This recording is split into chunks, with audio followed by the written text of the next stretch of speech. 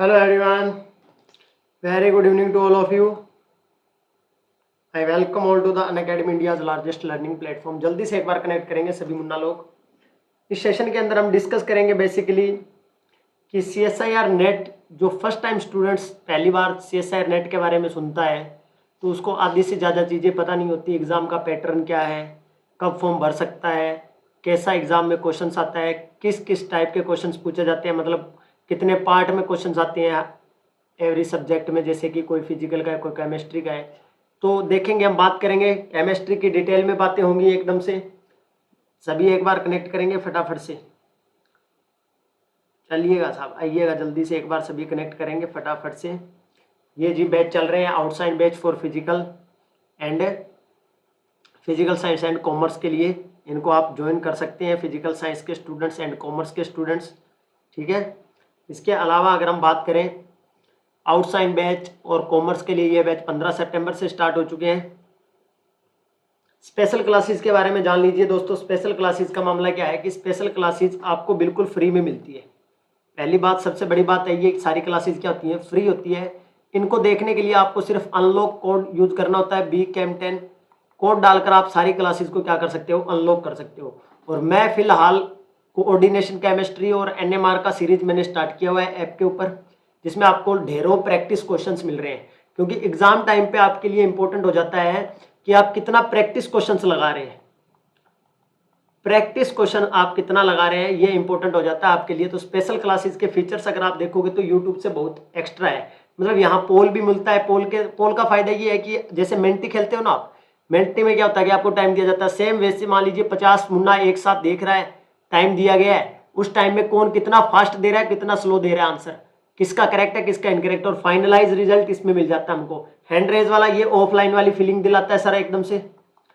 जैसे पीछे बैठा स्टूडेंट बोलता है सर मेरे को समझ नहीं आया, ठीक है, आप बेल आइकन या फॉलो करके रखते हो एजुकेटर को तो नोटिफिकेशन आ जाता है, लेक्चर का नोट्स मिल जाता है। यूट्यूब पे क्या रहता है कि आप देख लेते हो, उसके बाद आपको उसका जो कंटेंट होता है वो मिल नहीं पाता। बट ऐप के ऊपर क्या है कि जैसे क्लास खत्म होगा वो PDF आप क्या कर सकते हो, डाउनलोड कर सकते हो। यहाँ आपको स्क्रीनशॉट लेना पड़ता है यूट्यूब के ऊपर, ठीक है। इसके अलावा अगर हम बात करें एनी टाइम एनीवेयर, क्या है, ये ऐसा मामला है कि सर एनी टाइम एनीवेयर में आप मान लीजिए उस टाइम पे आप क्या है, बिजी है, जब लाइव क्लास चल रही है आप क्या है, बिजी है, तो आप उसको रिकॉर्डेड भी देख सकते हैं। अगर आप फ्री है तो लाइव भी देख सकते हैं। ऐसा मामला है सर, दोनों में एकदम से क्लियर। यहाँ तक इसका समझ आया। ये अपना चल रहा है साहब एकदम से। कोऑर्डिनेशन केमिस्ट्री का पार्ट 6 आज आने वाला है 7 बजे। पार्ट 6 आएगा, ये कल का है, कल हो चुका है, ये लेक्चर कंप्लीट हो चुका है। इसके अलावा NMR स्पेक्ट्रोस्कोपी के 13 लेक्चर हो चुके हैं, बाकी और भी आएंगे। ये प्रैक्टिस क्वेश्चन है सारा एकदम। आप नया क्वेश्चन, पुराना क्वेश्चन, हर टाइप का क्वेश्चन आपको देखने को मिलता है, ठीक है। तो मैंने 2 सीरीज स्टार्ट की हुई है सितंबर मंथ के लिए, coordination chemistry and NMR spectroscopy. इसके क्वेश्चंस हम लगा रहे हैं भर भर के। तो जो देख रहा होगा उसको पता होगा साहब एकदम से, जितना मुन्ना देख रहा है उनको पता होगा। इसके अलावा देखिए ये वाला NMR स्पेक्ट्रोस्कोपी में एक दिन 102 मुन्ना देख रहा था। तो जो यूट्यूब पे देखते हैं वो देख लो कितना मुन्ना क्लास देखता है। एक दिन 102 देख रहा था। जनरली 30-40 तो एक साथ होता ही होता है नॉर्मल डेज में, 30 तो मैक्सिमम 30-20-30-40 ऐसे होता है, और एक दिन तो 102 था। तो ऐसा मामला यूट्यूब से बहुत जबरदस्त मामला है, तुमको पता है ऐप के ऊपर। तो जो ऐप के ऊपर नहीं है वो ऐप पे आ जाएगा क्लासेस को देखने के लिए। इसके अलावा उन क्लासेस देखिए, फ्री का क्लासेस है वो बिल्कुल। और ये 3 मंथ वाला सब्सक्रिप्शन है, इसको अलर्ट है सर लेके, ये कभी भी इसका प्राइस क्या कर सकता है, हाइक कर सकता है, ठीक है। ये अपने बारे में साहब 3 साल से मैं CSIR नेट के फील्ड में काम कर रहा हूँ, बहुत सा मुन्ना लोग को पता भी होगा। इसके अलावा आप इस कोड को ध्यान रखेंगे स्पेशल क्लासेज को अनलॉक करने के लिए, as well as plus subscription में 10% डिस्काउंट के लिए। 2 टाइप का सब्सक्रिप्शन होता है साहब अनअकैडमी पे, 2 टाइप का सब्सक्रिप्शन है। अगर कोई रेगुलर वे में तैयारी करना चाहता है फ्री कंटेंट के अलावा, देखिए यूट्यूब पे फ्री मिलता है, स्पेशल क्लासेस में फ्री मिलता है। उसके अलावा कोई एक मेरा सीक्वेंस में कि हमें पहले से पता हो कि सर कौन सा क्लास होगा, तो यहाँ देखिए ये आइकॉनिक और प्लस 2 नाम से है।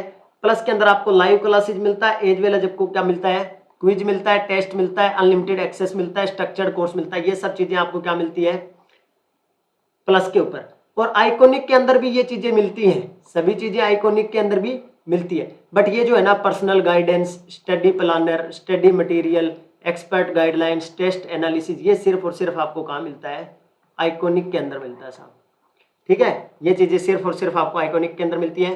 ये डिफरेंस है कुछ प्लस एंड आइकॉनिक के, आप इनको देख सकते हैं एकदम से। इसके अलावा अनअकैडमी सब्सक्रिप्शन लेने के लिए सबसे पहले आपको क्या करना होगा, अनअकैडमी लर्नर ऐप डाउनलोड करना होता है। जैसे ही आप Unacademy learner download application download करते हो, आपको क्या मिलता है, CSIR UGC नेट अपना ऑप्शन करोगे क्लिक, और उसके बाद आपके पास चॉइस आएगा 6 मंथ, 3 मंथ, 12 मंथ, 24 मंथ। अपनी नीड के अकॉर्डिंग आपको लगता है कितने महीने में हमारा तैयारी बेस्ट हो सकता है, उसके अकॉर्डिंग आप सब्सक्रिप्शन ले सकते हैं। और BCAM10 अगर आप कोड यूज करते हैं तो आपको 10% डिस्काउंट भी मिल जाता है, और बहुत जल्दी सिलेबस कंप्लीट कर सकते हैं आप। जो ये मुन्ना सोचता है ना कि सर सिलेबस कैसे कंप्लीट किया जाएगा, तो उनके लिए बता देता हूँ, बहुत जल्दी कर सकते हो, क्योंकि यहाँ अनलिमिटेड एक्सेस वाला जो मामला है उसमें क्या है कि आप किसी भी एजुकेटर का कोई भी वीडियो देख सकते हैं। मतलब जो कोर्स कंप्लीट हो चुका है वो तो देख ही सकते हैं, और आपको पता है एक से ज़्यादा एजुकेटर एक टॉपिक को पढ़ा रहा है तो कुछ ना कुछ आपको नया सीखने को मिलेगा, ये 100% श्योर है। आइकॉनिक के लिए 6 मंथ, 12 मंथ एंड 24 मंथ का साफ मामला एकदम से। इसके अलावा आप पे कर सकते हो किसी भी मेथड से, card, net banking, UPI, EMI, cash, कैसे भी ये आप कर सकते हो, सारा यहाँ डिटेल दिया हुआ है। इसके अलावा बग्स बंटी सबको ही पता है साहब। बग्स बंटी बोले तो अगर आपको कहीं इनएप्रोप्रिएट कंटेंट लगता है तो आप क्या कर सकते हो, चैलेंज कर सकते हो और अपना प्राइज विन कर सकते हो। एक बार ऑडियो का भी कंफर्म कर देंगे जितने मुन्ना लोग देख रहे हैं जल्दी से।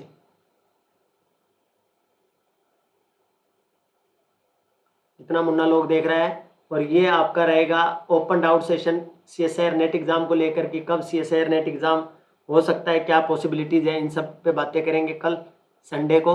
ठीक है, कि कब एग्जाम हो सकता है, कैसे क्या रहेगा, इन सब चीज़ों के बारे में। चैनल को सब्सक्राइब कीजिएगा, वीडियो को लाइक कीजिएगा पसंद आए तो आपको। ठीक है, चलिए जी अब थोड़ा सा अपना काम का बात, जो आज का टॉपिक है उससे रिलेटेड हम बात कर लेते हैं।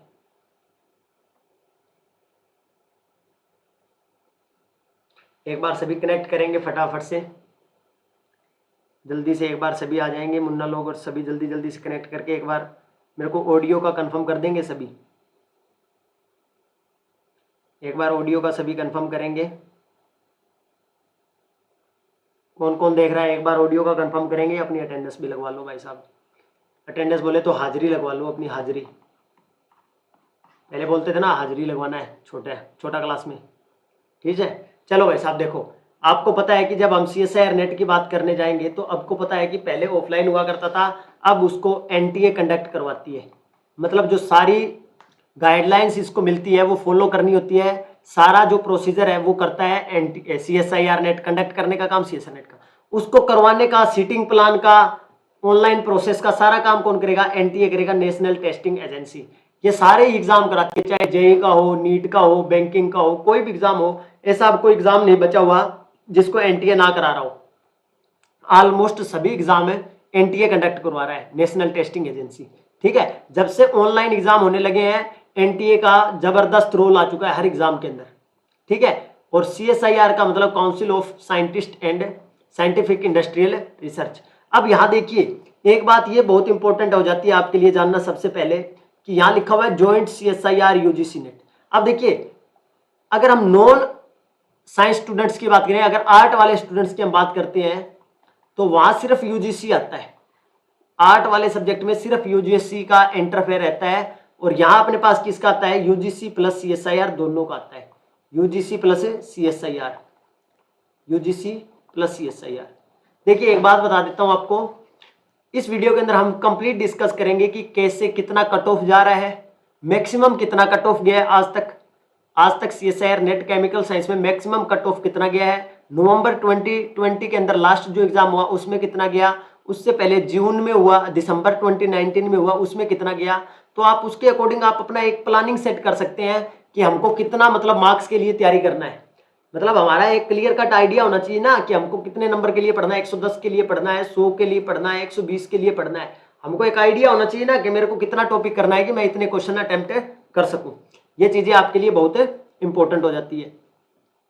अगर मैं फीस स्ट्रक्चर की बात करूं तो यहां अपने पास जर्नल, OBC और EWS, ये एक बहुत जबरदस्त बात है। EWS का मतलब होता है इकोनॉमिकल वीकर सेक्शन, भाई जो आर्थिक रूप से क्या है, कमजोर है। बट पैसे के अंदर कोई मामला डिफरेंस नहीं है, भाई EWS का मतलब क्या है, इकोनॉमिकली वीकर सेक्शन। भाई जो क्या है, मतलब आर्थिक रूप से थोड़े से क्या है, परेशान है, मतलब जिनका इनकम वगैरह कम है, बट उनका पैसा उनको पूरा देना है वो EWS के अंदर, बट पैसा पूरा देना है एकदम से। ठीक है, तो ये थोड़ा सा पॉइंट है एक। OBC के लिए यहाँ क्या है, नॉन क्रीमी लेयर के लिए है ये 500 रुपये, और SC ST के लिए 250, PWD के लिए कोई भी चार्जेस नहीं होता CSIR नेट फॉर्म के अंदर। ठीक है, इसके अलावा अगर हम बात करें तो exam, mode of exam conduct. अब अगर यहाँ देखते हो आप सबसे पहले, तो आपको पता है कि अब ये कंप्यूटराइज मतलब ऑनलाइन एग्जाम होने लग गया है अब से। हमारा जो लास्ट एग्जाम से लास्ट 2-3 एग्जाम हो गए, सारे क्या हो रहे हैं, ऑनलाइन ही हो रहे हैं। ठीक है, तो अब सारा डिजिटल सिस्टम बन रहा है, तो ऑनलाइन वाला मामला है। पैटर्न की बात करते हैं सबसे पहले। पैटर्न कैसा होता है एग्जाम का, देखिए कोई भी स्टूडेंट अगर तैयारी कर रहा है, कोई भी पहली बार तैयारी करने की सोचता है, तो सबसे पहले उसको इम्पोर्टेंट, सबसे इम्पोर्टेंट है, आप किसी भी, देखिए मान लीजिए आप किसी से क्या करने जा रहे हैं, कोई भी युद्ध हो रहा है, मान लीजिए सिंपल सा एग्जांपल है, कोई युद्ध हो रहा है, तो पहले उसको पूरा जज किया जाता है ना। भाई एक दूसरे से लड़ना है तो उससे पहले क्या देखा जाता है, उसकी स्ट्रेंथ देखी जाती है, वीकनेस देखा जाता है, सब कुछ देखा जाता है ना। ओलंपिक्स में देख लो, एक एक खिलाड़ी का, क्रिकेट में देख लो, भाई क्रिकेट खेलने जा रहा है तो कोई टीम ऐसे ही नहीं चला जाता कि हाँ उस देश के साथ क्रिकेट खेल के आना है, चलो चलते हैं। उसके एक एक प्लेयर की कमी और खूबी सब पता होती है। जो सिलेक्टर्स होते हैं, कोच होते हैं, जितने ग्राउंड फील्ड पे काम करने वाले, जो जितना भी स्टाफ होता है, वो सारा जज करता है कि एक एक पॉइंट को। तो इसी टाइप से अगर जिस भी कोई CSIR नेट ही जरूरी नहीं है, कोई भी एग्जाम हो, अगर आप उस एग्जाम के लिए तैयारी कर रहे हैं, तो आपको सबसे पहले उस एग्जाम के बारे में एक एक डिटेल जानकारी पता होनी चाहिए रिगार्डिंग पेपर। मतलब नंबर ऑफ क्वेश्चंस कितना आएगा, किस टॉपिक से कितना आएगा, कितना नेगेटिव मार्किंग हो सकता है। अब एक बात तो रियल कंफर्म है कि जो MSc के दौरान पेपर देता है ना स्टूडेंट, जिसका MSc चल रहा होता है, फर्स्ट ईयर में है या सेकंड ईयर में है, और वो नेट का फॉर्म भरता है, तो वो ज्यादातर क्या करता है, एक दूसरे को देख के फॉर्म भर देता है। उसको पता नहीं होता कि कितना क्वेश्चन आ रहा है, कितना, वो क्या सोचता है यार तुक्का लग जाएगा। उसको जब तक ये नहीं पता होगा कितना अटेम्प्ट करना है। अच्छा, वैसे तो पेपर में जब आप पेपर देने बैठते हो तो सब कुछ ऊपर मेंशन होता है कि आपको कितना पार्ट में से कितना करना है, कितना नेगेटिव मार्किंग है, बट उस टाइम पे अपने पे प्रेशर इतना होता है कि वो चीजें पढ़ने का अपने पास टाइम नहीं होता। तो हमको पहले से उस चीज के लिए प्रिपेयर रहना होता है कि हमको पता होना चाहिए। देखिए एक बार जो दे लेता है उसको तो पता ही होता है, जो एक बार पेपर दे दिया होता है उसको तो साफ साफ पता ही होता है कि क्या होने वाला मामला। जो फर्स्ट टाइम है उसके लिए जरूरी है। तो सबसे पहले मैं आपको बता देता हूं 1 बाय 1 करके।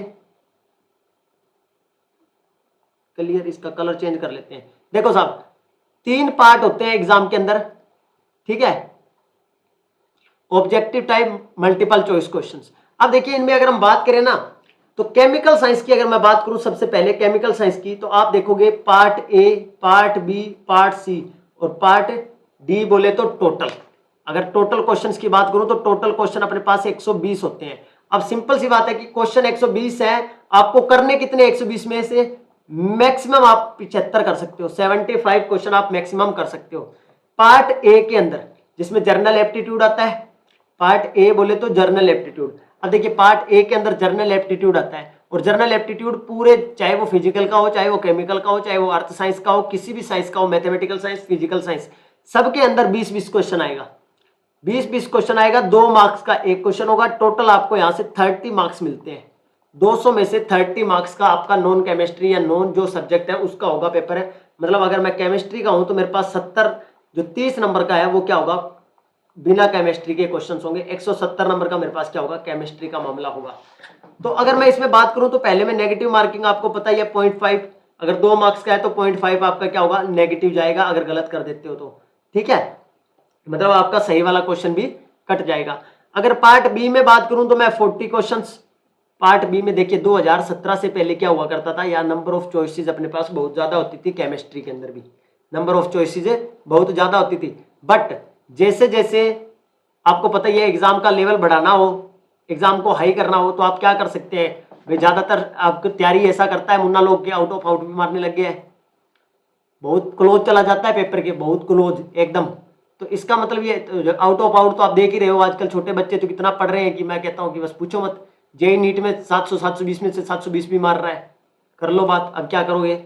इतना जबरदस्त तैयारी, इतना जबरदस्त फैसिलिटी, इतना जबरदस्त मिल रहा है कि अब एग्जाम बनाने वाले को कुछ टफ करने के लिए क्या कर सकता है, वो नंबर ऑफ चॉइसेस घटा सकता है। और ये जून 2017 सन 2017 के बाद ये हुआ है कि कि तुम्हारे पास यहाँ अब क्या होने लग गया, 40 क्वेश्चन मिलने लग गया, जिसमें से तुम मैक्सिमम 35 कर सकते हो, मैक्सिमम 35। हर क्वेश्चन 2 नंबर का होता है, 0.5 की क्या है, नेगेटिव मार्किंग है।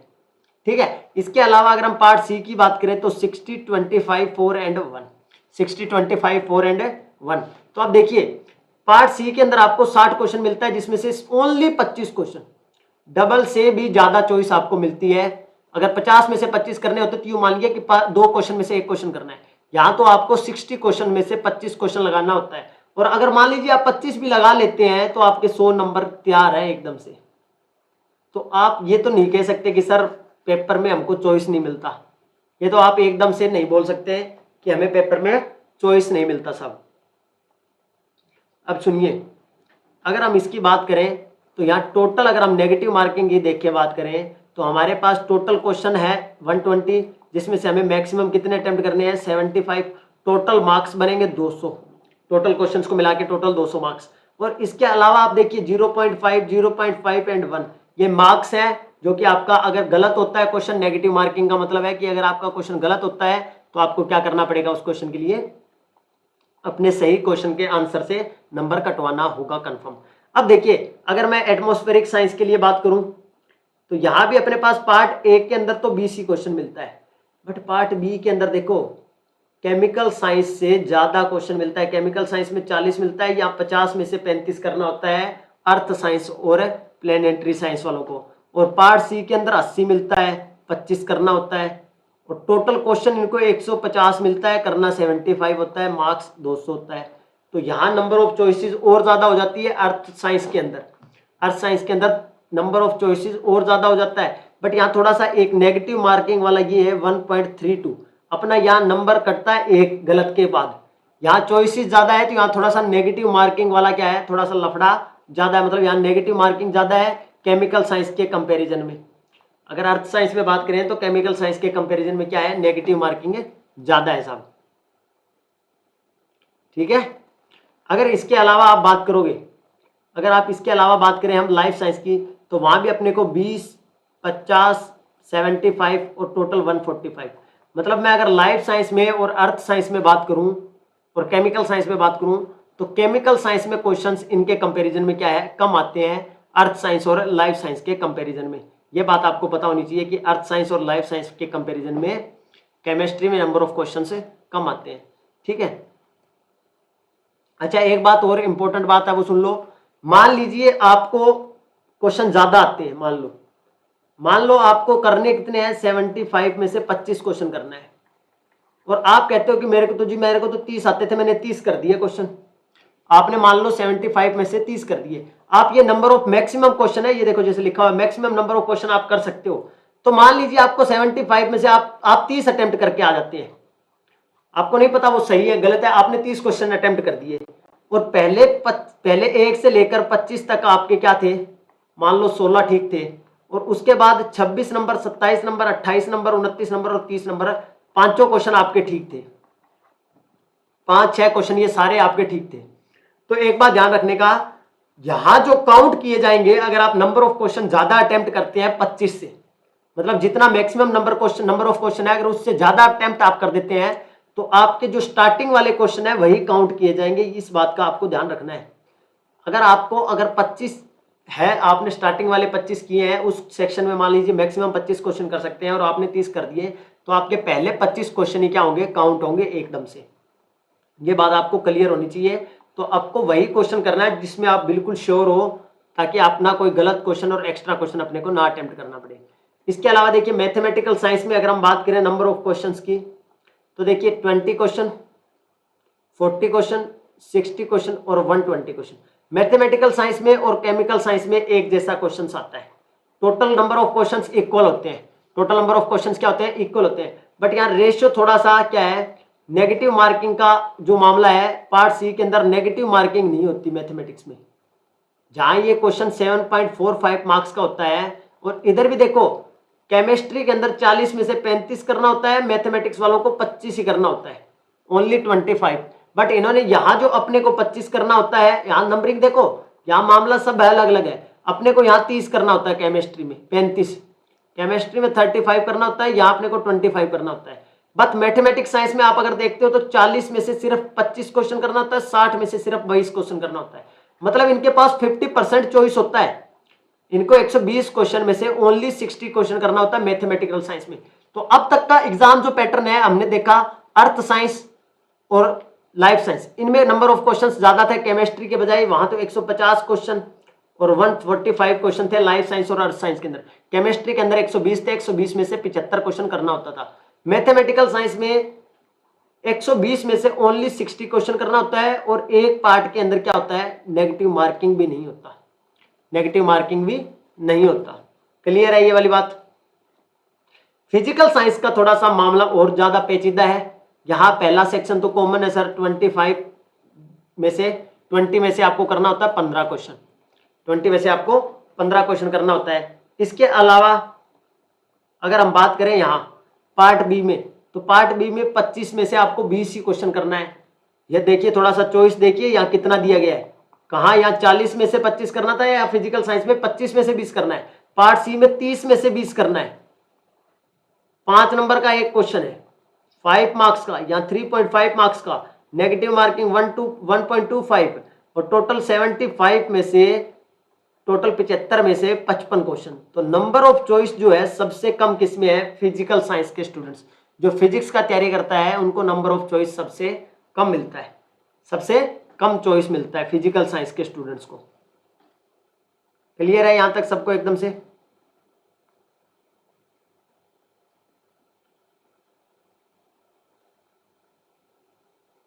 बोलो। इसके अलावा केमिकल साइंस का थोड़ा सा डिटेल में अगर हम देखें तो कैंडिडेट रिक्वायर्ड टू मैक्सिमम 15, 35 और 25 question, part A, part B and part C respectively, more than number of questions are answered. देखिए अगर आप क्वेश्चन आंसर करते हो तो पहले 15, पहले 35 और पहले 25 क्वेश्चन क्या किए जाएंगे, चेक किए जाएंगे, उन्हीं के बेस पे आपका रिजल्ट दिया जाएगा। अगर आप नंबर ऑफ क्वेश्चन ज़्यादा अटेम्प्ट करते हैं तो, अगर आप नंबर ऑफ क्वेश्चन ज़्यादा अटेम्प्ट करते हैं तो आपके पहले स्टार्टिंग वाले क्वेश्चन ही चेक किए जाएंगे, ये मैं आपको ऑलरेडी बता चुका हूँ साहब। इसके अलावा देखिए जो सब्जेक्ट कोड की बात करते हैं, जब फॉर्म भरते हैं तो सब्जेक्ट कोड जरूरी होता है। सब्जेक्ट कोड देखिए केमिकल साइंस के लिए 701, 702, अर्थ साइंस, ओशियन और प्लैनेट फिजिक्स, इनका मामला ये रहेगा अपना आपका कोड का मामला। चलता हूँ एलिजिबिलिटी क्राइटेरिया के ऊपर कि कौन मुन्ना फॉर्म भर सकता है, किसका एलिजिबल माना जाएगा। ये थोड़ा सा एक इम्पोर्टेंट एस्पेक्ट है पेपर का। तो देखिए इसेंशियल क्राइटेरिया रहने वाला है, अगर आप CSIR नेट के लिए तैयारी कर रहे हैं और आपको तैयारी करना है तो आपके लिए जो इसेंशियल क्राइटेरिया है वो क्या है, क्वालिफिकेशन क्या होना चाहिए। तो देखिए MSc equivalent degree in BS, BMS, MS 4 year वाला जो मामला होता है वो, या आपके पास MSc और इक्विवेलेंट डिग्री, जैसे बीटेक का 4 ईयर का होता है मामला, फार्मास्यूटिकल्स में MBBS में एटलीस्ट आपको क्या चाहिए, 55% मार्क्स चाहिए। अगर मान लीजिए आप CSIR नेट के लिए तैयारी कर रहे हैं, फॉर्म भरना चाहते हैं, तो मिनिमम आपके मास्टर्स में, या अगर आप 4 ईयर के प्रोग्राम में हैं जैसे बीटेक टाइप के, तो आपको मैक्सिमम कितना चाहिए, मिनिमम कितना चाहिए, 55। किसके लिए ये general category, general and EWS and OBC candidate. अगर आप SC, ST या PWD से हैं तो आपको क्या चाहिए, ओनली 50%। तो एक बात तो कंफर्म है सर कि अगर मुझे MSc की डिग्री पे 55% से मार्क्स कम है तो आप फॉर्म नहीं भर सकते, आप एलिजिबल नहीं है नेट के लिए। 55% से कम, 55% से कम अगर किसी के मार्क्स आते हैं तो वो फॉर्म फिल नहीं कर सकता, मतलब वो एलिजिबल नहीं होगा CSIR नेट के लिए। अब देखिए बहुत से स्टूडेंट्स का एक ही क्वेश्चन आता है कि सर एक बात बताइए कि क्या मैं MSc के दौरान फॉर्म भर सकता हूं, क्या मैं एलिजिबल रहूंगा अगर मैं MSc के दौरान फॉर्म भरता हूं तो उस केस में देखिए मेरी बात सुनिए आप, अगर आप MSc के दौरान हो, देखिए गेट आप BSc 3rd ईयर का स्टूडेंट भी दे सकता है, गेट जो है वो BSc 3rd ईयर का स्टूडेंट देता है, ठीक है, उसके लिए भी वैलिड है, वो दे सकता है। नेट के अंदर आप ना अगर MSc मान लीजिए फर्स्ट ईयर में है, MSc फर्स्ट में आप बिल्कुल पेपर दे सकते हैं एकदम से और आप क्लियर भी कर सकते हैं। सेकेंड ईयर में है तो भी एकदम मामला क्लियर है, आप पेपर दे सकते हैं। और देना भी चाहिए, दे भी सकते हैं पेपर, देना भी चाहिए आपको। क्योंकि देखिए कई जगह क्या होता है कि एमएससी करने के बाद लोगों को पता चलता है कि नेट नाम का कोई पेपर होता है। बहुत से एरिया अब तक है इंडिया के अंदर ऐसा। अब तो चलो थोड़ा ऑनलाइन का मामला हो गया है, इस वजह से क्या है कि नंबर ऑफ स्टूडेंट्स को क्या है पता चल जाता है कि हाँ ऐसा ऐसा एग्जाम होता है। 2-4 साल पहले की बात करें अगर हम, जब ऑनलाइन का इतना मामला नहीं था, तब क्या था कि बहुत से स्टूडेंट्स को ये नहीं पता होता था कि एमएससी के बाद क्या करना क्या है। अब तो चलो हर वीडियो और आपको बहुत सा मतलब सोशल साइट पे मिल रहा है, जैसे यूट्यूब पे, अनअकैडमी पे देखिए हर चीज़ के बारे में आपको डिटेल में बताया जा रहा है। तो अगर मैं यहाँ बात करूँ तो आपको सिंपल सा है कि फर्स्ट ईयर में हो चाहे आप सेकंड ईयर में हो एमएससी के दौरान, या आप एमएससी पास आउट हो, एमएससी पास आउट हो तो आपको कोई दिक्कत ही नहीं है, एमएससी पास आउट हो तो ठीक है। बट अगर आप फर्स्ट ईयर में हैं या आप सेकंड ईयर में हैं, तो एक बात ध्यान रखने का, फर्स्ट ईयर और सेकंड ईयर का जो स्टूडेंट है वो पेपर तो दे सकता है एकदम से, बट उसको सर्टिफिकेट अगर क्लियर हो जाता है तो वो कब मिलेगा, जैसे रिजल्ट अवेटेड है मान लीजिए किसी का, अगर मान लीजिए किसी का रिजल्ट नहीं आया, मान लीजिए उसका एमएससी अभी कंप्लीट नहीं है बट उसने क्लियर कर लिया, तो उसको जो सर्टिफिकेट मिलेगा वो कब मिलेगा। देखिए आप जब ये क्वालिफिकेशन जो इसने यहाँ लिखी हुई है कि 55% मिनिमम होना चाहिए, जब आपकी एमएससी कंप्लीट हो जाएगी, आप मार्क लिस्ट का मेल करोगे, फोटो जो भी करोगे प्रोसीजर, उसके बाद आपको क्या मिलेगा, एमएससी का जो नेट का सर्टिफिकेट है वो मिलेगा। मतलब आपको पहले एमएससी 55% के साथ दिखाना होगा अगर आपका क्लियर है तो। अगर आप फर्स्ट ईयर के स्टूडेंट हैं तो अच्छा, फॉर्म भरते टाइम क्या करना होता है, आपको जो भी एचओडीज होते हैं आपके डिपार्टमेंट के, उनसे अटेस्टेड करवा के और एक हार्ड कॉपी भेजनी होती थी, ठीक है, फॉर्म के टाइम कि मैं इस इंस्टीट्यूट में एमएससी कर रहा हूं, मतलब मैंने इनरोल किया हुआ है, ठीक है।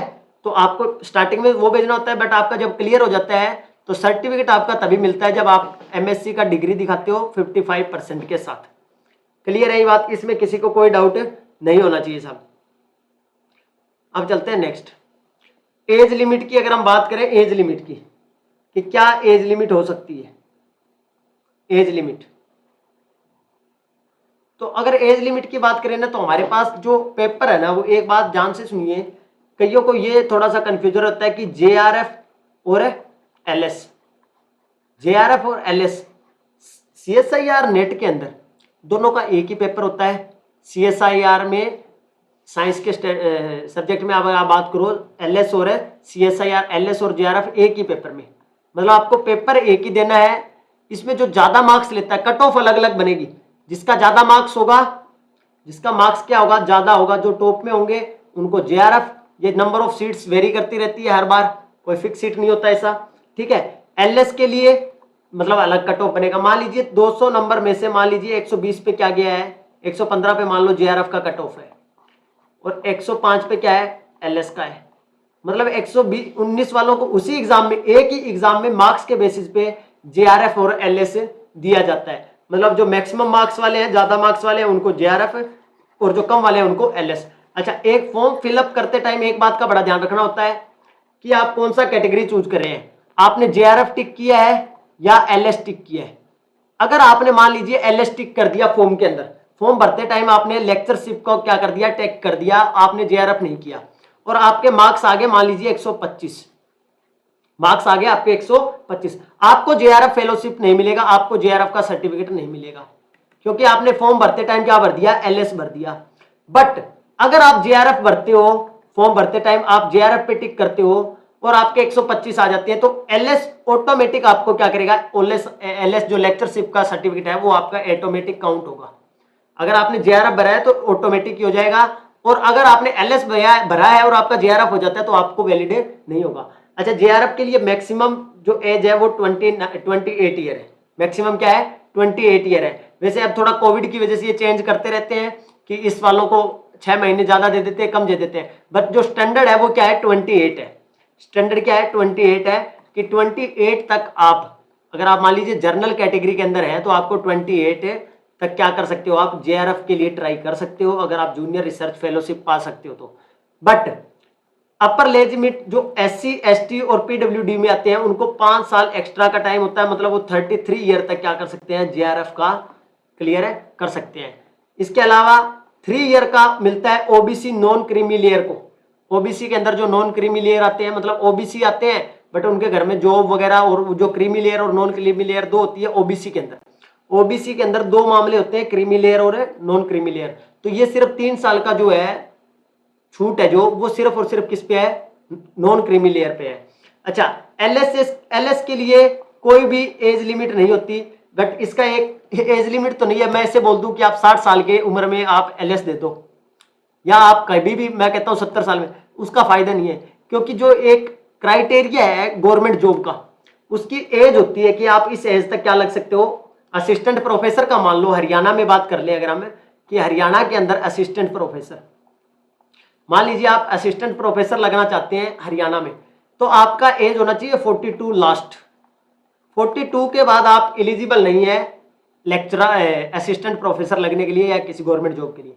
मतलब एक क्राइटेरिया तो बनेगा ना भाई। यहाँ तो लिख दिया चलो एज, हम एग्जाम दे सकते हैं, ये बात ठीक है, बट वो एग्जाम हमारे काम आएगा कि नहीं आएगा वो अपनी एज पर तो डिपेंड करेगा भाई। यहाँ जेआरएफ में चलो 80-28 फिक्स कर दिया, बट यहाँ अगर हम 44 साल का बाद मैं नेट क्लियर करता हूँ, मेरे क्या काम आएगा वो एग्जाम, कोई काम नहीं आएगा। ये बात समझ में आ रही है सबको एकदम से, ठीक है। इसके अलावा अगर हम बात करें तो जो पीडब्ल्यूडी है, पर्सन विद डिसेबिलिटी, तो इसमें क्या होता है, क्राइटेरिया होता है कि कितना % वो डिसेबल्ड है। ये मेडिकल रिपोर्ट के अनुसार ही उनको काउंट किया जाता है कि वो 40% या और ज्यादा डिसेबल्ड है या नहीं है। ये सर्टिफिकेट जब बनता है ना पीडब्ल्यूडी का, तो ये उस पर मेंशन होता है कि वो कितने % डिसेबल्ड है। मतलब वो सुन नहीं पा रहा, देख नहीं पा रहा, तो उसका परसेंटेज होता है, मतलब उसका जो बॉडी है वो कितना % मतलब क्या है, डिसेबल्ड है। तो वो उसके हिसाब से आपको कंसिडर किया जाता है। 40% या जिससे ज्यादा का सर्टिफिकेट होता है उसको पीडब्ल्यूडी के अंदर कंसिडर किया जाएगा। इसके बाद ये थोड़ा सा एप्लीकेशन के बारे में, ये तो जब आता है फॉर्म तो सभी पता चल ही जाता है कि 30 KB 200 KB का फोटो वगैरह। अब बात करते हैं हम लेक्चरशिप और इनकी कट ऑफ के बारे में कि कितना कट ऑफ चला जाता है। कट ऑफ की बात कर लेते हैं हम, कट ऑफ। तो दोस्तों देखिए, अगर मैं लास्ट एग्जाम की बात करूं केमिकल साइंस की लास्ट एग्जाम की बात करूं, केमिकल साइंस की बात चल रही है, ये केमिकल साइंस, ये जो बात हो रहा है ये केमिकल साइंस का बात हो रहा है साहब। तो केमिकल साइंस में आपको पता है, अभी हमने देखा जो मैक्सिमम मार्क्स होते हैं वो अपने पास 200 मार्क्स का पेपर होता है। टोटल 200 मार्क्स अपने पास होते हैं। उसमें से अब देखिए, अगर आप तैयारी कर रहे हो ना, तो आपको पहले क्लियर कट आइडिया होना चाहिए कि मेरे को कितना, अब देखो टारगेट तो बना के चलना पड़ता है ना कि मेरे को कितने मार्क्स लेने हैं। टारगेट जरूरी है सबसे पहले, तो टारगेट कि मेरे को कितने मार्क्स लेके आने हैं दोस्तों, ठीक है। अगर आपका टारगेट ही नहीं है, मतलब आप पढ़ते ही जा रहे हो, आपको ये नहीं पता कि आपको 100 लेना है, 110 लेना है, 120 लेना है, किसके अकॉर्डिंग तैयारी करना है, तो सबसे इंपॉर्टेंट क्या है अपने लिए, टारगेट, ठीक है। तो टारगेट में अब आपको पहले कट ऑफ का आइडिया देखोगे तो नवंबर 2020 के अंदर जो टारगेट जो कट ऑफ गया, जेआरएफ का कट ऑफ है ये गया 50.50%। अब 50.50% का मतलब क्या है, यहां 1% का मतलब है 2 मार्क्स, 1% का मतलब है 2 मार्क्स।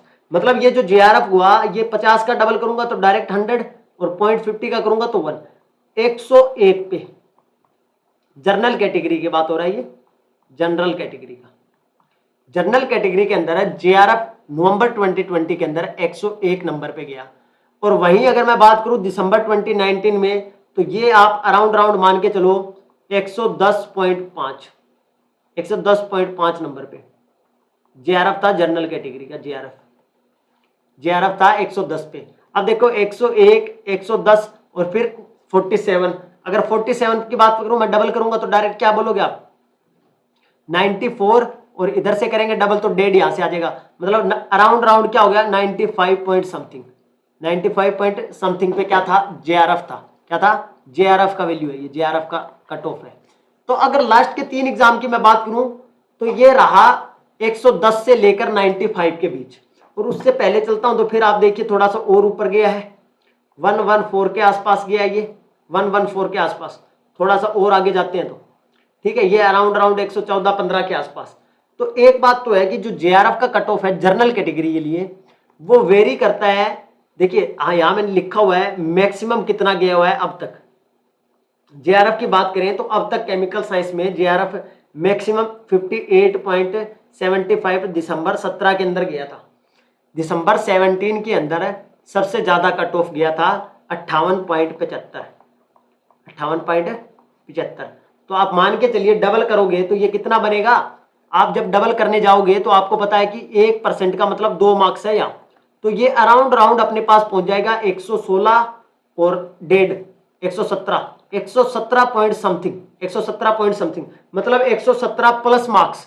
हेलो तौसीफ, अब तक का जो CSIR नेट में JRF का कट ऑफ गया है वो मैक्सिमम 117-18 नंबर, 118 ही मान लो, 117 मान लो, मतलब 117 और 118 के बीच में मैक्सिमम गया अब तक ही। केमिकल साइंस के अंदर मैक्सिमम यही था, मतलब आज तक का रिकॉर्ड रहा है। देखिए लास्ट टाइम 101 पे, उससे पहले 110 पे, उससे पहले 95 पे, 100 या 96 पे, मतलब एक जो JRF का वैल्यू है, JRF का कट ऑफ है, वो मैक्सिमम जाया गया है 118 आज तक के रिकॉर्ड में केमिकल साइंस में। तो यहां से आपको एक टारगेट सेट नहीं मिल रहा कि मैं JRF के लिए तैयारी कर रहा हूं तो मेरे को कितना मार्क्स चाहिए। भाई हमको आइडिया तो हो रहा है ना कि कितना जा सकता है। और सबसे मुश्किल पेपर आया था जून 18 का, आज तक का मुश्किल पेपर जून 18 का। एक बात देख लो, सबसे मुश्किल पेपर था ये। पेपर उठा के देखोगे तो आपको पता चल जाएगा कि ये मुश्किल क्यों था। जून 18 का पेपर है, मुश्किल था सबसे। तो कट ऑफ भी देख लो कितना गया है, जितना नेट का जाता है बाकी दिनों में उतना यहाँ क्या किया है, JRF का गया है। जून 18 का पेपर आप देखोगे, आपको सोल्व भी करवा देंगे, यहाँ कोई दिक्कत नहीं है यूट्यूब पे भी। बट आप अगर देखोगे तो आपको पता चलेगा JRF का जो नेट का जो पेपर था जून 18 का, वो रियल में क्या था, टफ था। रियल में ही क्या था, टफ था एकदम। अब देखिए अगर हम LS की बात करते हैं तो अब मुझे एक आइडिया हो गया सर कि जो मैक्सिमम कट ऑफ है ना वो गई है 118, और अपने को एक रेंज है कि मैं अगर 110 मार्क्स के लिए तैयारी करके चलता हूं ना, 110 मार्क्स के लिए भी, आप 120 नहीं, आप अगर 110 के लिए भी अपने आप को तैयार करते हो तो आप JRF क्या कर सकते हो, इजीली ले सकते हो। जनरल कैटेगरी वालों को थोड़ा सा ज्यादा एफर्ट करना पड़ता है, बाकी कैटेगरीज में तो काफी रिलैक्सेशन मिलते हैं, मतलब 10 मार्क्स का फर्क पड़ जाता है राउंड राउंड। अगर मैं LS की बात करूं तो ये देखिए 45 मीन्स अराउंड राउंड 90, 91। यहाँ देखिए फिर से ये अपने पास बनेगा 95 के आसपास, यहाँ फिर से 84 के आसपास, और ये देखो कितना है 86 के आसपास। 86 पे क्या था, जून 18 के अंदर नेट था। तो यहां से आपको एक आइडिया तो हो रहा होगा केमिकल साइंस के स्टूडेंट्स में कि आपको जो मैक्सिमम कट ऑफ और मिनिमम कट ऑफ से आप पता लगा पा रहे होंगे कि अपना कितना ज्यादा मिल सकता है, कितना कम मिल सकता है। तो इसके अकॉर्डिंग आप क्या कर सकते हो, LS का जो मैक्सिमम गया हुआ है वो 52 गया हुआ है। 52 मतलब 104, 104, 105। ये भी उसी टाइम गया था जिस टाइम JRF का कट ऑफ हाई गया था। क्लियर है, ऑल क्लियर।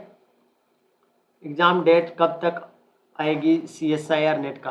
देखो नीतू, CSIR नेट का मोस्ट प्रोबेबल आपको दिसंबर में एग्जाम देखने को मिलेगा, मोस्ट प्रोबेबल। अगर कोविड नहीं आता है, थर्ड वेव नहीं आता तो आपको दिसंबर में आपका एग्जाम होने वाला है, ये मान के चलो आप। और एग्जाम अगर दिसंबर में है तो आपको 2 महीने पहले आपको एग्जाम का डेट मिलेगा, जस्ट 2 महीने पहले, एग्जैक्ट 2 महीने पहले बोले तो नवंबर हुआ, अक्टूबर हुआ, ठीक है, और सितंबर चल रहा है। मान लीजिए 15 दिसंबर को हुआ तो अपने पास 15 अक्टूबर के आसपास आपको 2 महीने से ज्यादा आपको टाइम नहीं मिलने वाला। क्योंकि देखिए अभी मैंने स्टार्टिंग में आपको बताया कि ये जो CSIR प्लस UGC का, यहाँ जो साइंस के स्टूडेंट्स का जो पेपर होता है वो CSIR प्लस UGC दोनों कंडक्ट करवाती है। जैसे मैंने पहली स्लाइड में आपको दिखाया सर, ऑफिशियल सर साइट पर देखो, अयान अहमद जर्नल एप्टीट्यूड का जो है ना, मैंने आपको जैसे बताया, ये रहा लाइफ साइंस का, जैसे मैंने बताया आपको लाइफ साइंस का भी जर्नल एप्टीट्यूड का पार्ट जो है सभी सब्जेक्ट का सेम होता है, सभी सब्जेक्ट का ऑलमोस्ट सेम होता है साहब सिलेबस, इसका कोई अलग से नहीं होगा साहब। लाइफ साइंस का part A plus journal aptitude का सिलेबस कहां से डाउनलोड होगा, ऑफिशियल साइट से। देखिए अगर आप पार्ट, मैं तो एक बात बोलता हूं, अगर आप किसी भी एक सब्जेक्ट की तैयारी कर रहे हैं पार्ट ए की, तो आप सारे आपस में क्वेश्चंस इंटरचेंज लगाइएगा, बिल्कुल बिल्कुल एकदम से इंटरचेंज क्वेश्चन लगाएंगे। बस पेपर डिफरेंट कब आता है, जिसमें शिफ्ट चेंज होता है ना भाई, सेम शिफ्ट में पेपर होता है उनका सेम ही आ जाता है, जो डिफरेंट आता है वो डिफरेंट शिफ्ट के लिए आता है बस, ठीक है। तो जो कॉमन पार्ट है जर्नल एप्टीट्यूड का वो ऑलमोस्ट सेम होता है, ठीक है। ये था कट ऑफ का मामला। अब एक बात हो रहा है, एक नई कैटेगरी इकोनॉमिकल वीकर सेक्शन वाली जो बनाई गई, इसमें काफी मतलब कट ऑफ काफी लो गया, कट ऑफ क्या गया, काफी लो गया। अगर नवंबर की बात करें हम, नवंबर वाले एग्जाम की, लास्ट एग्जाम की, वो गया 44.50, 44.50। और अगर हम बात करें एलएस की तो वो गया 40 पॉइंट, मतलब 80 पे नेट और 88 पे क्या था, जेआरएफ था। ठीक है, यहां नंबर का घटना मतलब क्या था, जेआरएफ का वैल्यू, इनका जर्नल कैटेगरी के अंदर वैल्यू का बढ़ना, जेआरएफ के ऊपर है वैल्यू का बढ़ना, जेआरएफ की कट ऑफ का बढ़ना। और मैंने बता दिया जेआरएफ का आज तक मैक्सिमम आपका गया है 118, कितना गया है 118 केमिकल साइंस के अंदर, मैक्सिमम 118 गया है, 117 से 118 के बीच में। और वो भी कब गया, दिसंबर 17 के अंदर। और सबसे कम कब गया, जून के अंदर। जून का पेपर देखोगे तो तुम्हें पता चल जाएगा ऑटोमेटिक से, जून का पेपर देखोगे तो आपको ऑटोमेटिक पता चल जाएगा कि इतना कम जाने का क्या रीजन था। ठीक है, तो नीतू ये मान के चलो आपको 2 महीने पहले मिलेगा, क्योंकि इनका जो ट्विटर पे नोटिस आया था थोड़े दिन पहले, उस पर यही बोला गया था कि 2 महीने पहले आपको बताया जाएगा। तो अभी मैं जो बात बता रहा था आपको यूजीसी वाली, देखो अपना जो साइंस का होता है उसमें यूजीसी प्लस सीएसआईआर दोनों इंटरफेयर करते हैं, और जो आर्ट के सब्जेक्ट है उसमें सिर्फ यूजीसी करता है। ठीक है, अब देखिए इन्होंने क्या किया है, 2 महीने पहले उनका एग्जाम बताया था और सही 2 महीने बाद उनके एग्जाम कंडक्ट करवाया।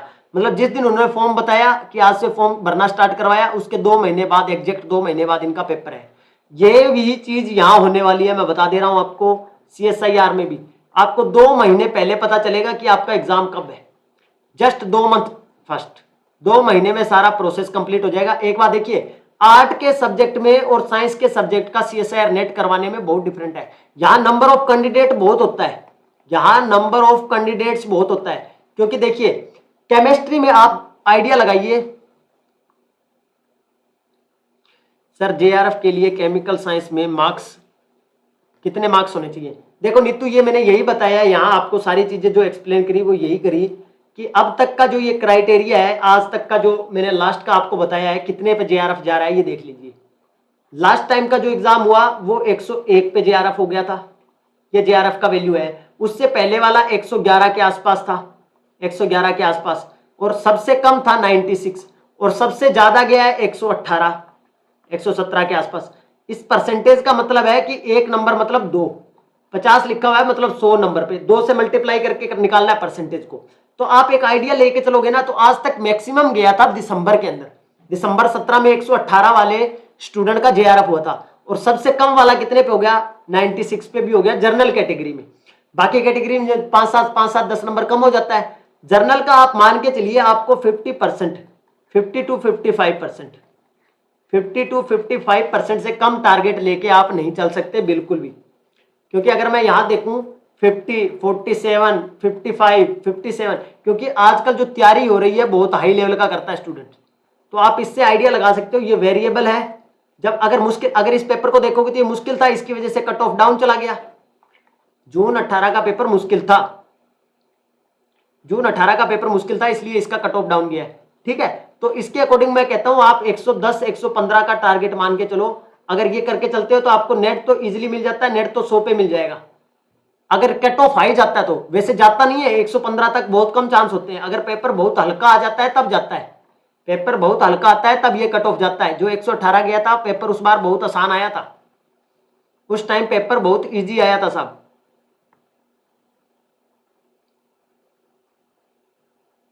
ठीक है, तो ये तो थी कट ऑफ की बात। अब थोड़ा कैरियर ऑप्शंस की बात कर लेते हैं कि क्या क्या तुम मतलब नेट के बाद तुम क्या कर सकते हो, क्योंकि जिस चीज के तुम तैयारी कर रहे हो तो तुम्हें पता होना चाहिए नहीं तुम्हारे पास क्या क्या ऑप्शंस है।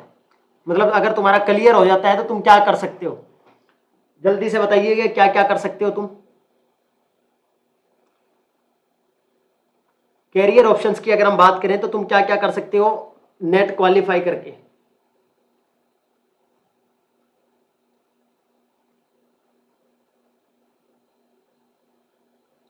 नेट क्वालिफाई के बाद आपके पास कितना कैरियर ऑप्शंस है।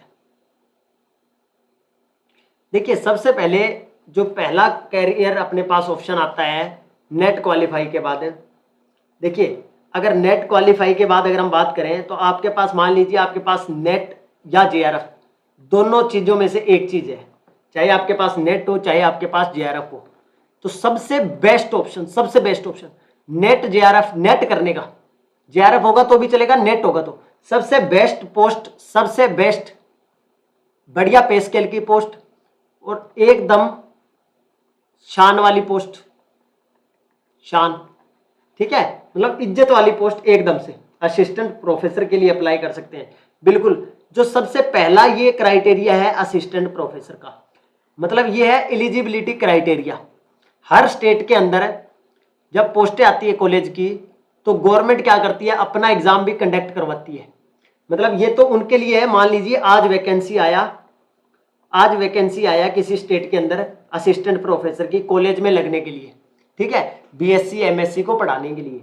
तो किसी कॉलेज के अंदर अभी किसी स्टेट में वैकेंसी आया तो वही मुन्ना लोग फॉर्म भर सकता है जिनके पास क्या होगा, नेट या जेआरएफ होगा। या आपके साथ क्या हो, अगर आपके पास नेट या जेआरएफ नहीं है, नेट और जेआरएफ नहीं है, तो आपके पास दूसरा रास्ता है पीएचडी का। आपके पास मान लीजिए अगर पीएचडी है तो आप क्या कर सकते हो, असिस्टेंट प्रोफेसर के लिए अप्लाई कर सकते हो जब वैकेंसी आता है। तीसरा, कई स्टेटों में सेट एग्जाम होता है, स्टेट एलिजिबिलिटी टेस्ट, सेट कई स्टेटों में ये होता है, कई स्टेटों में नहीं होता। नेट हर स्टेट में वैलिड होता है, ये नेशनल लेवल का है, ये स्टेट लेवल का होता है। ये जिस स्टेट का होता है वो उसी स्टेट में वैलिड होता है। क्लियर है? तो यहां अपन अगर बात करें तो सबसे बेस्ट पोस्ट, पे स्केल की बात करें तो पे स्केल जबरदस्त है। आपको लगते के साथ ही 70-80 हजार रुपए का पोस्ट है। एक साथ लगते ही अगर जैसे ही आप कॉलेज में लगोगे 60 टू 70 कीजिए, स्टार्टिंग में तो 60 टू 70 कीजिए आप, 70-75 के एक बार लगने के साथ ही। फिर जैसे ही आप असिस्टेंट से एसोसिएट बनते हैं, एसोसिएट अराउंड 12 साल बाद बनते हैं। जब आप 12 साल की जॉब कंप्लीट कर लेते हैं, आपके पास पीएचडी होता है, बाकी सारी क्वालिफिकेशंस देखी जाती है, उस टाइम पे अराउंड 12 साल के बाद आप क्या बन जाते हैं, असिस्टेंट से एसोसिएट बन जाते हैं, एसोसिएट प्रोफेसर। पहले असिस्टेंट होते हैं फिर एसोसिएट बनते हैं। ये तो बाद की बातें होती है, जैसे जैसे टाइम बीतता है तो तुमको पता ही है कि सैलरी बढ़ता चला जाता है, ठीक है। अगर आपके पास मान लीजिए ओनली जेआरएफ है, आपके पास नेट नहीं है, आपके पास नेट नहीं है, तो ये पॉसिबिलिटी तो आपके पास है ही है। इसके अलावा आप क्या कर सकते हैं, इसके अलावा आप क्या कर सकते हैं, स्कॉलरशिप आप ले सकते हैं। और स्कॉलरशिप आपको पता है कि स्कॉलरशिप भी बहुत टाइप का है। स्कॉलरशिप आपको नेट के बेस पे भी मिल जाता है, ऐसा नहीं है कि नेट के बेस पे स्कॉलरशिप मिलता नहीं है।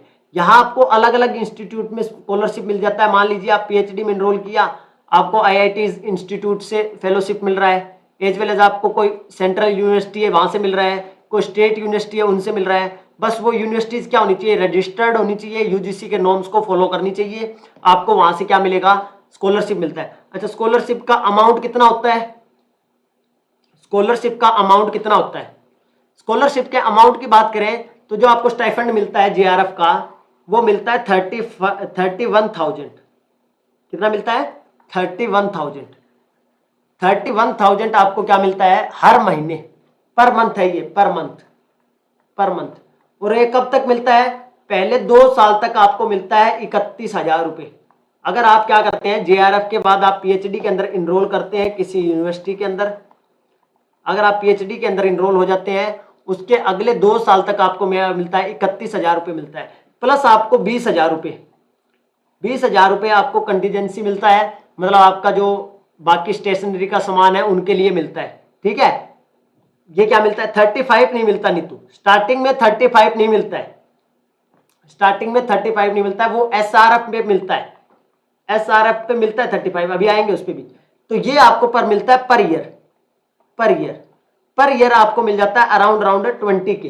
ये 20 के जो होता है ये आपको पर ईयर मिलता है। पर ईयर बोले तो एक साल में आपको 20,000 रुपये आपको अलग से मिलता है, ठीक है। इसके बाद देखिए, जैसे ही 2 साल कंप्लीट कर लेते हो आप पीएचडी के अंदर, तो आपका जो जेआरएफ है वो कन्वर्ट हो जाता है एसआरएफ के अंदर, सीनियर रिसर्च फेलोशिप के अंदर।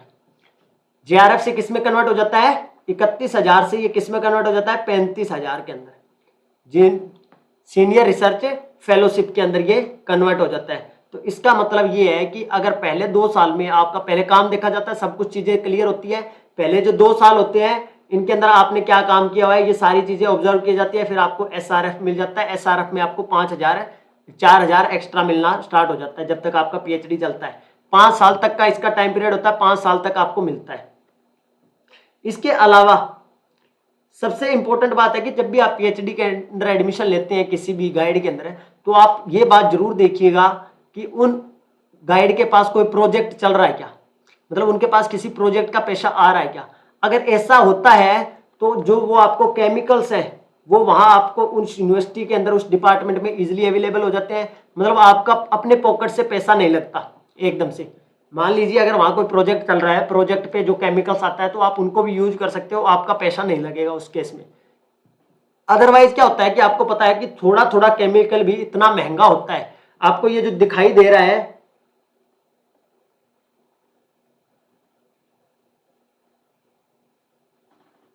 बिल्कुल लाएंगे साहब, बिल्कुल एकदम से।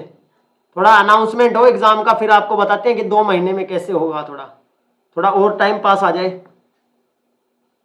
अभी तो मैं आपको ये बताया, जैसे लास्ट में मैंने आपको लास्ट टाइम आपको मैंने पार्ट बी का एनालिसिस करके दिया था एक एक टॉपिक का, वो बेस्ट था एकदम से। पार्ट बी का एक एक टॉपिक का आपको एनालिसिस की कितने नंबर का क्या कर सकते हो आप, कैसे क्वेश्चंस लगा सकते हो, कितने नंबर का कौन सा टॉपिक आता है। ठीक है, तो आपको पहले एनालिसिस सबसे जरूरी है पेपर का कि आप कितने नंबर का कर रहे हैं अटेम्प्ट, आपको कौन सा टॉपिक करना है। तो ऐसा जरूर देखिएगा कि आपको मतलब कि कहाँ क्या मिल रहा है, कितना आपके पास अगर प्रोजेक्ट। देखिए आपको जो ये 35,000 दिख रहा है ना, जब आप केमिकल्स की बात करते हो ना, केमिकल्स की, अगर आपने कोई रिएक्शंस लगाया, वो केमिकल आपका खराब हो गया, नहीं बना, और आपको दोबारा अपने पैसे से लाना पड़ गया, तो आपको पता है कि थोड़ा थोड़ा केमिकल भी इतना महंगा आता है कि आपको पता भी नहीं चलता कि 35,000 रुपये कब लग गए, अगर आपकी यूनिवर्सिटी के अंदर केमिकल्स नहीं है तो। आईआईटीज वगैरह में तो ऑलमोस्ट होता ही है, बाकी आप मान लीजिए जैसे स्टेट यूनिवर्सिटीज से करते हैं तो बात कर रहे हैं हम। बिल्कुल लाएंगे जी, आकाशी बिल्कुल लाएगा, बिल्कुल स्ट्रेटेजी एकदम बढ़िया आएगा। ठीक है, तो ये भी चीज आपको देखनी है जब आप पीएचडी में एडमिशन लो, तो आपको ये बात थोड़ा सा नोट करना है कि आपके गाइड के अंडर कौन सा प्रोजेक्ट चल रहा है, कैसा क्या केमिकल है, कैसा क्या माहौल है। मतलब आपको जो 30-35,000 दिख रहा है वो आपको बाद में थोड़ा सा मतलब आपके पास भी बचा रहे कुछ, ऐसा नहीं हो कि आपका केमिकल केमिकल में जा रहा हो। इसके बाद बात आती है एचआर की, हाउस रेंट की बात आती है। हाउस रेंट एक ये भी अलग से मिलता है आपको, हाउस रेंट। मान लीजिए इन 35,000 के या 31,000 के अलावा मैं बात करूं, ठीक है, 35,000 और 31,000 के अलावा मैं बात करूं, तो आपको पता है कि जो हाउस रेंट है, मतलब आप किसी सिटी में रह रहे हैं और अपने खर्चे पे बाहर रह रहे हैं, ये हाउस रेंट कब मिलता है, अगर आप उस यूनिवर्सिटी के हॉस्टल में नहीं रह रहे हो। अगर आप उस यूनिवर्सिटी या इंस्टीट्यूट के अगर हॉस्टल में है तो आपको हाउस रेंट नहीं मिलेगा। और हाउस रेंट कितना होता है, ये कोई फिक्स नहीं है कि आपको हर जगह, मान लीजिए कहीं मैं बोल दूं कि ये 20% मिल रहा है, कहीं 16% मिल रहा है, तो ये फिक्स नहीं है, क्योंकि ये डिपेंड करता है।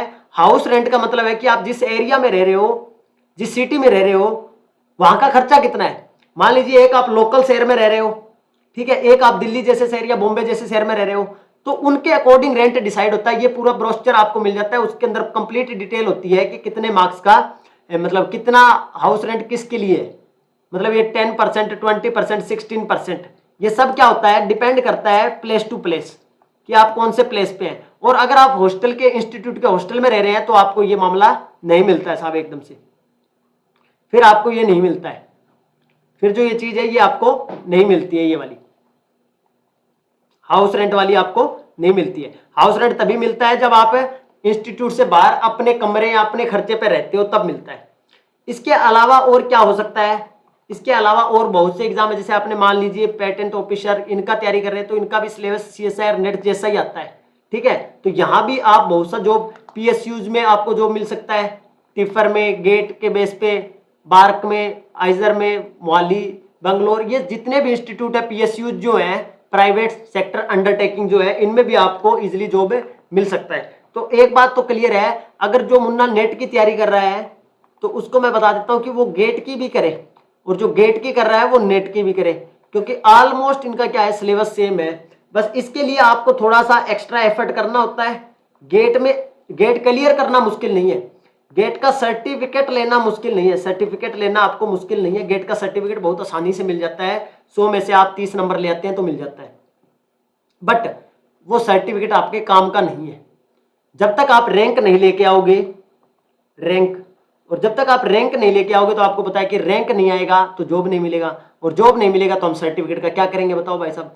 हम क्या उसको रिज्यूम में डालने के लिए किया है, क्या हमने उसको सिर्फ रिज्यूम में डालने के लिए किया है, तो ये बात ध्यान रखना दोस्तों, ठीक है। तो आपको CSIR नेट के लिए और गेट के लिए एक साथ तैयारी करना चाहिए, ऐसा नहीं है कि। और एक बात और बता देता हूं, स्ट्रेटेजी की बात आ गई है, थोड़ा सा मैं आपको बता देता हूं कि मुन्ना लोग, जब भी आप CSIR नेट के लिए अगर आप तैयारी करने की सोच रहे हैं, CSIR नेट का सोच रहे हैं, अगर आप CSIR नेट क्रैक करने की सोच रहे हैं, तो सबसे बेस्ट मैं आपको बता देता हूं, आपने पहले कुछ पढ़ा है, नहीं पढ़ा है, अब आप अब इस टाइम पे कितना मेहनत कर रहे हैं, कितनी चीजें। अब ऐसा नहीं है कि किसी ने अभी स्टार्ट किया आज से, अगर किसी ने आज से ही स्टार्ट किया है मान लीजिए, तो वो कैसे करे? क्या वो 40-40 लेक्चर देखे एक टॉपिक के? कि वो अभी आज किसी मुन्ना ने स्टार्ट किया और वो कहता है कि मैं दिसंबर वाला एग्जाम देना है सर मेरे को, दिसंबर 2021 का, मतलब उसका टारगेट, सर आप बेसिक वीक है, अगर मुझे मेरा कंसेप्ट क्लियर करना है तो क्या मैं बुक्स पढ़ने पर ध्यान दूं या फिर वीडियोस से मेरे कंसेप्ट क्लियर करूं? आकाश इसी पे बताऊंगा, 1 मिनट रुको। आपका बिल्कुल जायज पॉइंट है ये, एकदम से बहुत से स्टूडेंट का ये डाउट होता है, तो उसी पे आ रहा हूं मैं। अब देखो, इसी से आपकी बात क्लियर हो जाएगी। देखिए अब क्या होता है कि किसी ने आज मन बनाया कि मेरे को CSIR नेट का तैयारी करना है, मान लीजिए कोई MSc का स्टूडेंट है, उसने MSc जैसे तैसे कर लिया, मतलब थोड़ा बहुत पढ़ता था, 50-60-70% तक नंबर था, 60% उसका मीडियम ठीक था, वो ना ज्यादा इंटेलिजेंट था ना ज्यादा डल था। उसको घर वालों ने बोला, दोस्तों ने बोला नेट की तैयारी कर ले, वो नेट की तैयारी करने लग गया। अब मुझको एक बात बताओ, वो क्या उसके मन में क्या होता है, यार नेट में ना बोला है कि बेसिक बहुत आता है, अब तुम्हारा बेसिक नहीं होगा तो तुम्हारा नेट नहीं होगा, तुम्हारा बेसिक क्लियर नहीं है तो तुम्हारा नेट नहीं होगा। फिर वो क्या करते हैं, वो लगते हैं अच्छा केमिस्ट्री में करना है, मेरे पास +1 की किताब पड़ी है, मेरे पास +2 की बुक पड़ी है केमिस्ट्री की, और वो क्या करेगा भाई साहब, पहले +2 की खोलेगा, उनको पढ़ना स्टार्ट कर देगा +2 की बुक को। भाई साहब मैं कहता हूं कि अगर आप CSIR नेट की तैयारी कर रहे हो, तो जिस एग्जाम की तैयारी कर रहे हो उसी ओरिएंटेड पढ़ना है हमको। ये नहीं है कि मैं अब JEE का पढ़ने लग जाऊं, नीट का पढ़ने लग जाऊं या +2 का पढ़ने लग जाऊं, जो CSIR में आएगा ही नहीं, इवन JEM का ही नहीं, JEM का लेवल भी लो है, तो नेट का करना है तो नेट लेवल का पढ़ना है। बेसिक क्वेश्चन आ जाता है, ऐसा नहीं है कि बेसिक क्वेश्चन नहीं आता है, बट क्वेश्चन इतना भी नहीं आता है कि बेसिक नहीं आएगा तो क्वेश्चन नहीं होगा। बात सुनो मेरी, अगर मान लीजिए तुम रिएक्शन किसी भी टॉपिक को कर रहे हो, ऑर्गेनोमेटालिक्स को कर रहे हो, ठीक है, अगर आप उसको कर रहे हो तो आपको यह पता होना चाहिए कि कितना क्वेश्चन आ रहा है, स्टार्टिंग वाले पार्ट से कितना क्वेश्चन आ रहा है, कैटालिटिक साइकिल से कितना क्वेश्चन आ रहा है, आ रही बात समझे, कैटालिटिक साइकिल से कितना आ रहा है, स्ट्रेचिंग फ्रीक्वेंसी से कितना आ रहा है, NMR पढ़ रहा हूं तो किस लेवल का क्वेश्चन आ रहा है, और ये सारी चीज का आइडिया आपको कौन देता है? ये आइडिया सिर्फ और सिर्फ आपको प्रीवियस ईयर क्वेश्चन देता है। अच्छा अब बात आती है कि सर हमको बुक पढ़ना चाहिए, जैसे अभी आकाश का क्वेश्चन था कि सर क्या मैं बुक पढ़ूं? भाई साहब आप देखिए क्वेश्चन आता है स्टैंडर्ड बुक से, लाइक हुई, हाउसक्राफ्ट, क्रैबट्री, क्लैडन, जोफिल, क्रोथर्स, ठीक है। तो अगर इन क्वेश्चंस, इन बुक्स को अभी आप पढ़ने लगते हो, मान लीजिए आप कितनी बुक पढ़ देखिए, सुनिए साहब जी, BSc फाइनल ईयर का स्टूडेंट गेट का पेपर दे सकता है, और जो तुम आप बोल रहे हो ग्रेजुएशन के बाद MSc फर्स्ट में देख सकते हो आप, इसके अलावा बीटेक वाले स्टूडेंट देख सकते हैं, जो 4 ईयर का कोर्स है वो दे सकता है, 4 ईयर का स्टूडेंट है वो ड्यूरिंग दे सकता है 4th ईयर में, और अगर जो 3 ईयर वाले हैं जो BSc कर रहे हैं वो नहीं होगा, MSc वाले MSc फर्स्ट से दे सकते हैं साहब, MSc फर्स्ट से। MSc में एनरोल होना पड़ेगा आपको, और जब आप फॉर्म भरोगे तो आपके HOD के साइन भी होके जाते हैं साहब, ठीक है, बिल्कुल क्लियर हुई ये वाली बात, ये वाली बात क्लियर हुई। तो मैं कभी भी आपको सजेस्ट नहीं करूंगा, अभी जो तैयारी करने लगा है, जो मुन्ना अभी सोच के कर रहा है कि दिसंबर के लिए, वो सबसे इंपॉर्टेंट है, उसको चाहे कुछ भी आता हो कुछ भी नहीं आता हो, वो ये जरूर लगा के जाएगा एग्जाम में जाने से पहले, ये लगा के जाएगा एकदम से सब क्वेश्चन। और क्वेश्चन ऐसा नहीं कि आंसर देख के जाना है मेरे को, क्वेश्चन रिपीट नहीं होगा, उस क्वेश्चन का कंसेप्ट आपको जान के जाना है, कंसेप्ट मतलब उस क्वेश्चन का कंसेप्ट आपको पता होना चाहिए। अगर मान लीजिए कोई हीमोसाइनिन पे क्वेश्चन आया है तो आपको हीमोसाइनिन के बारे में जानकारी होना चाहिए, मस्ट, ठीक है, ये बात क्लियर हुई।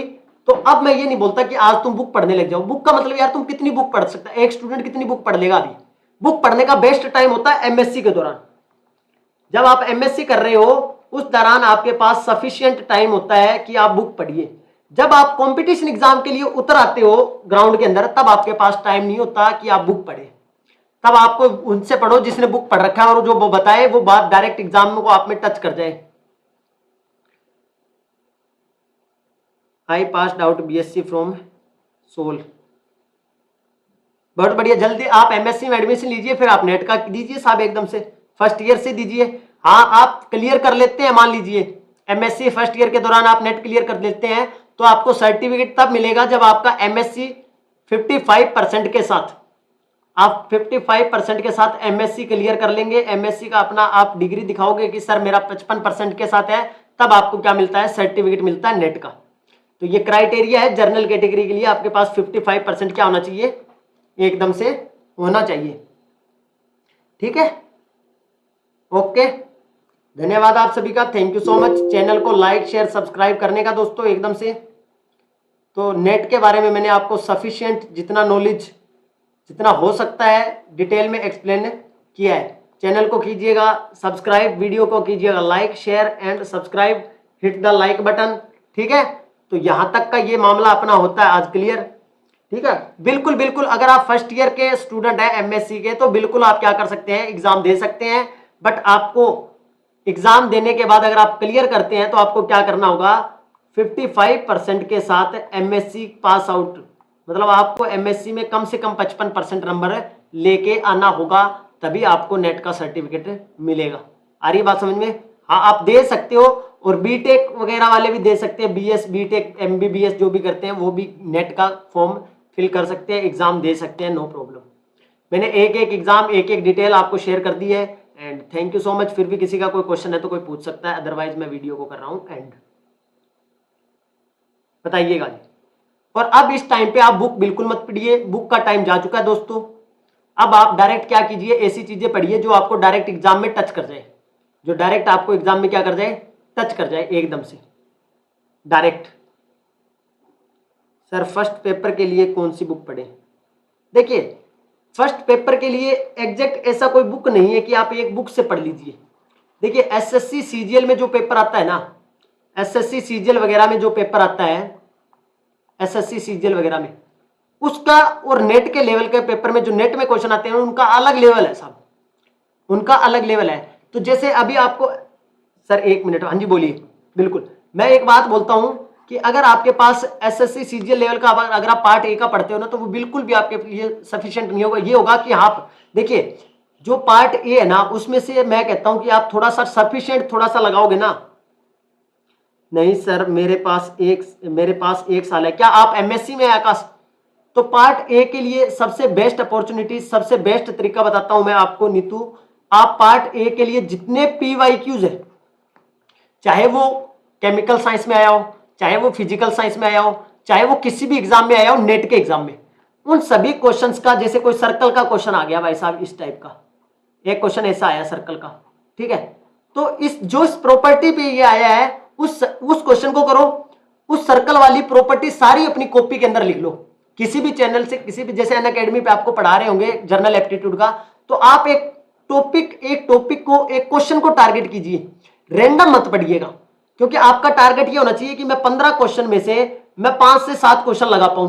अगर आप 5-7 क्वेश्चन भी लगा लोगे तो आप बहुत अच्छे से, और फिर पढ़ू या नहीं पढ़ू, आपके पास अगर 1 साल है तो आप पूरा बुक मत पढ़िए।